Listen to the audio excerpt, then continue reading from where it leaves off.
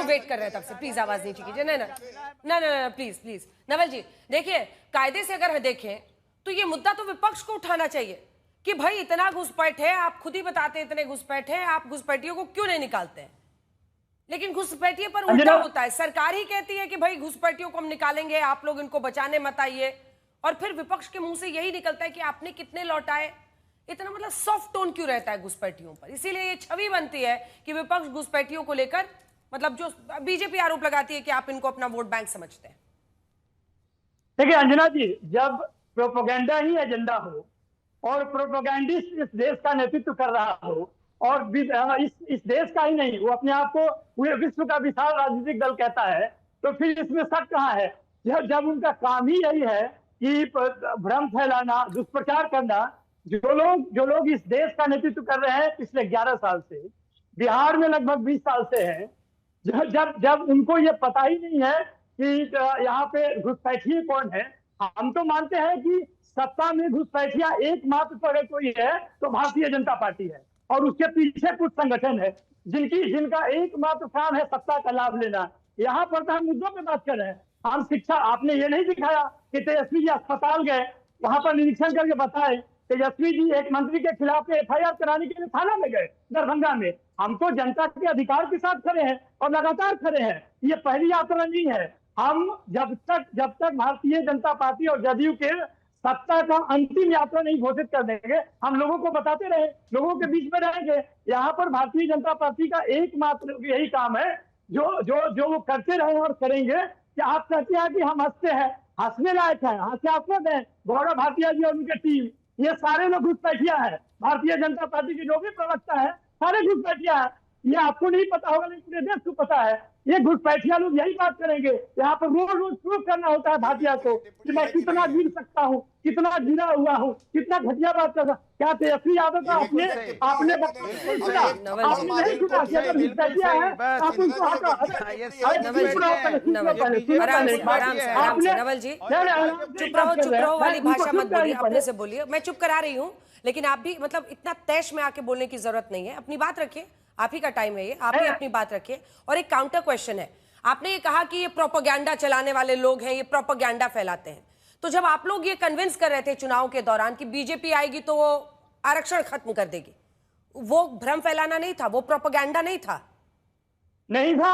आप देखिए जो लेटरल एंट्री के माध्यम से उन्होंने घुसपैठ किए प्रशासन में, वो सारे उनके सपोर्टर लोग हैं, सारे उनके चापलूस लोग हैं, सारे उनके दलाल लोग हैं। कहाँ आरक्षण दिया उन्होंने? जो NFS इस देश में हुआ वो घुसपैठ नहीं तो क्या है? ये सब जानते हैं इस देश में कि घुसपैठ कौन है। दूसरों का हक छीनना ये कौन नहीं जानता है? यही प्रधानमंत्री रो कर रहे थे कि जातीय जनगणना होगी तो जातिवाद आएगा। ये महापाप है।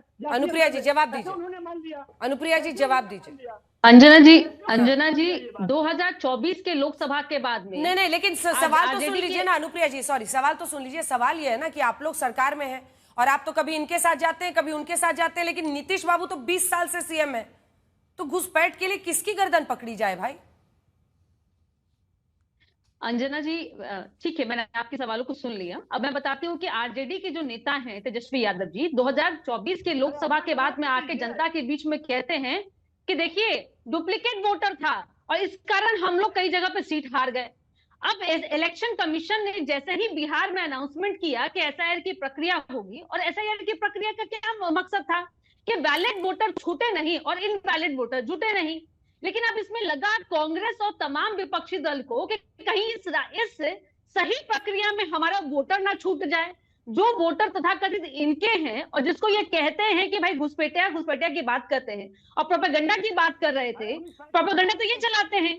बिहार में जो मुद्दे हैं, जो नीतीश कुमार जी ने बिहार का विकास किया, उस पर जानते हैं कि अगर उस मुद्दे पर चर्चा हो जाए तो ये कहीं सामने नहीं आएंगे, क्योंकि इनका जो 90 से 90 तक कांग्रेस का शासनकाल था। नवल जी मैंने बीच में बोला नहीं, सुन लीजिए। इतना तो आपको डिबेट की मर्यादा का आपको पता है और बहुत बौखलाहट आपकी पता चल रही है किस तरह से बिहार में आपकी भद्र पिट गई है। दूसरी बात कि यहाँ पे जब 90 के पहले कांग्रेस का शासनकाल था और 2005 तक RJD का, अरे क्या चलाया इन्होंने अपहरण का उद्योग चलाया, इन्होंने नौकरी के बदले जमीन ले ली, इन्होंने चारा चोरी किया। अब इनको ये लगता है, अभय दुबे जी यहाँ कह रहे थे कि धन्ना सेठ के साथ दोस्ती की बात होगी। कई बातें यहाँ पे हैं। राजस्थान में, छत्तीसगढ़ में और तेलंगाना में उस धन्ना स्टेट के साथ में आप दोस्ती करते हैं और गलबैया करते हैं, तब आपको वहां लगता है उस राज्य का विकास हो रहा है। अरे बिहार में डबल इंजन की सरकार के कारण जिस तरह से बिहार में उद्योग की बात हो रही है और बिजली दर के कम की बात हो रही है, तो आपके पेट में दर्द है। क्योंकि आप जानते हैं कि बिहार में जिस तरह से लोकतंत्र के सबसे बड़े मंदिर में जब बजट पेश हुआ था, तो आप ही लोग थे, पूरे देश में हल्ला कर रहे थे कि बिहार का बजट, बिहार का बजट। अब बिहार की जब उन्नति की बात आ गई, तो आपको पता है कि बिहार में चलना क्या है। बिहार में आपकी यह झूठ की जो खेती है वो चलने वाली नहीं है। अब अंजना जी बताइए कि बिहार इलेक्शन में आकर के राहुल गांधी जी आकर के कि आप महादेवपुरा की बात करते हैं।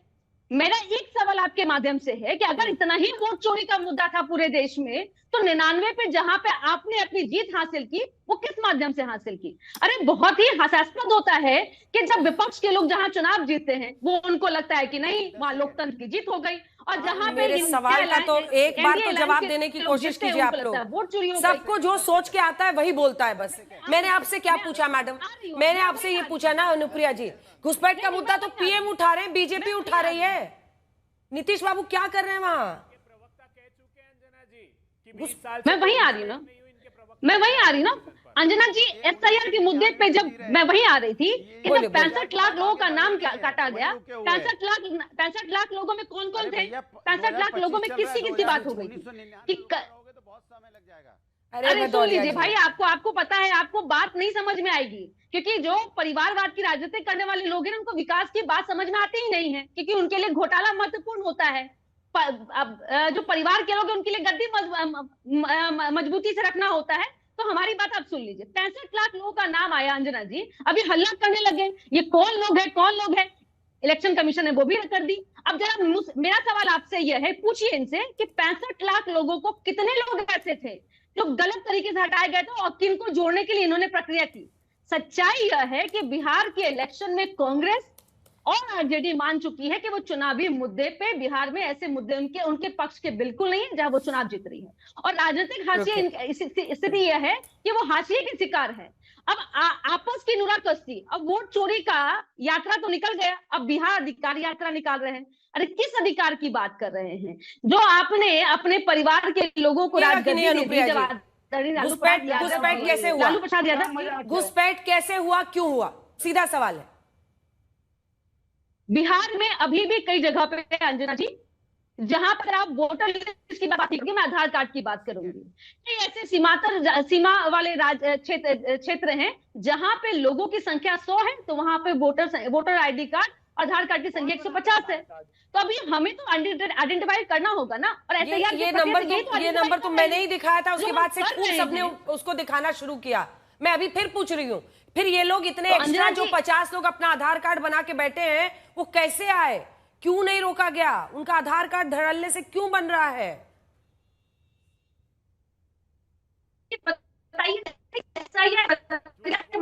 बिहार में ठीक है, अभय जी बोले, उसके बाद से मैं आ रही हूँ, गौरव जी और अनुराग भदौरिया जी।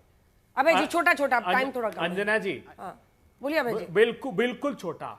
आधार कार्ड का झूठ इतना बड़ा परोसा, सुप्रीम कोर्ट में इलेक्शन कमीशन ने एफिडेविट दिया है कि राशन कार्ड गलत थे, लेकिन आधार से हमने इनको लिंकेज कर दिया तो वो सारे खत्म हो गए। ये क्योंकि प्रोजेक्टेड पॉपुलेशन का डेटा देते हैं, इसलिए बताते हैं कि 125% हो गया। क्या 8 करोड़ बिहार के लोग प्रधानमंत्री जी घुसपैठियां हैं? सबको आपने कह दिया कि कागज पे साइन करोगे, उसके बाद में मानूंगा कि आप बिहार के नागरिक हो कि नहीं नागरिक हो। इलेक्शन कमीशन कहता है एसआईआर की प्रक्रिया के पहले हम सभी दलों को कि 20% नाम काट दूंगा। किसी को चिंता नहीं हुई, क्यों? क्योंकि आप लोगों ने उनको सूचियां, मैं उत्तर दे दूं कि ये नाम काटने। अरे विनोद प्रसाद की मां उर्मिला देवी ठीक है, कहती कि मैं, ठीक है गौरव जल्दी बोलिए, जल्दी। हाँ जवाब। धन्यवाद। हाँ अंजना जी, सबसे पहले देखिए, 2 बातें सभी दर्शकों ने देखी। मैंने सवाल पूछा था, एक वक्तव्य राहुल गांधी, तेजस्वी यादव और अखिलेश यादव का बताइए, जिन्होंने कहा घुसपैठिया एक मुद्दा है और हम लोग सरकार के साथ खड़े हैं। नहीं बता पाए और नहीं बता पाएंगे। दूसरा, मैंने कहा कि जब कांग्रेस की सरकार थी, श्री प्रकाश जायसवाल ने कहा घुसपैठिए कितने हैं भारत में, घुसाया कांग्रेस पार्टी ने, हमें यह भी नहीं पता कितने हैं। आज हमसे पूछ रहे बताओ कि कितने हैं। अरे आपकी विफलता है, हम तो ठीक कर रहे हैं। तीसरी बात, प्रधानमंत्री जी तेजस्वी यादव के लिए, लालू प्रसाद यादव के लिए बाहरी हैं, लेकिन घुसपैठिए रोहिंग्या जो देश की सुरक्षा के लिए खतरा है वो बाहरी नहीं है। अब बिहारी तय करेगा कि बाहरी कौन है कौन नहीं है। नरेंद्र मोदी जी, अमित शाह जी को बाहरी बुलाते हो, रोहिंग्या से इलू इलू करते हो, ये कैसी राजनीति है। एक बात मैं और कह दूं, सुप्रीम कोर्ट ने कहा था जब घुसपैठियों की बात आई और देखिए अंजना जी, कि अंजना जी एक बात तो आपको मान के चलिए, मैं बोल लूं, गौरव जी को वापस भेज सके, ये सर्वोच्च न्यायालय ने कहा। ठीक, अब बोलिए। हो गया पूरा हो गया, हो गया। देखिए आप देखिए ये वो पार्टी है, ये वो पार्टी है, एक 1999 की बात कर रही है, एक 2009 की बात कर रही है। अरे भैया आप लोगों को 20-20 साल 11-11 साल सरकार में आए हो गए, घुसपैठियों को बाहर नहीं निकाल रहे हो। सवाल हमसे पूछ रहे हो, हम आपसे कह रहे हैं। अरे क्या सुनाई नहीं देता? कान में क्या दिक्कत है? आंकड़ा दिया था कि नहीं? अंजना जी बताइए जरा इनको। अरे कैसे सुनाई देगा जब मेरी, अरे क्या बताइए, पहले कम से कम जाओ, पहले ठीक से बैठना सीख लो, कम से कम बैठना सीख लो, फिर दूसरों पे टोका करो। गौरव जी, नहीं बैठना सीख लो, कैसे बैठा जाता है, पहले कपड़े पहनना सीख लो। अनुराग जी देखिए आप फिर पर्सनल हो रहे हैं, फिर पर्सनल हो रहे हैं, तो फिर पर्सनल बोलना पड़ेगा। अरे इनको बोलना से नहीं, कम से कम इनको डिबेट करना सिखाइए, बैठना सिखाइए, अनुराग जी पहनना सिखाइए।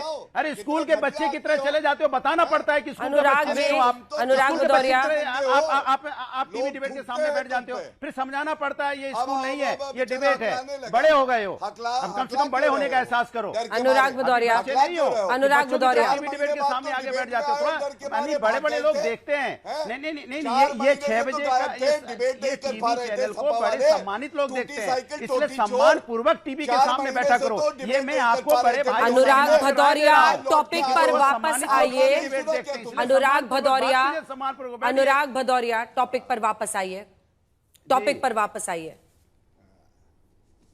मैंने आप देखिए, मैं वापसी, मैंने कहा भारतीय जनता पार्टी की देखिए नियत देखिए। एक तरफ कहेंगे हमारी 26 बहनों का सिंदूर उजड़ा, बिल्कुल उजड़ा है, कहेंगे यहां पे सिंदूर पानी एक साथ नहीं बहेगा, लेकिन क्रिकेट मैच होगा।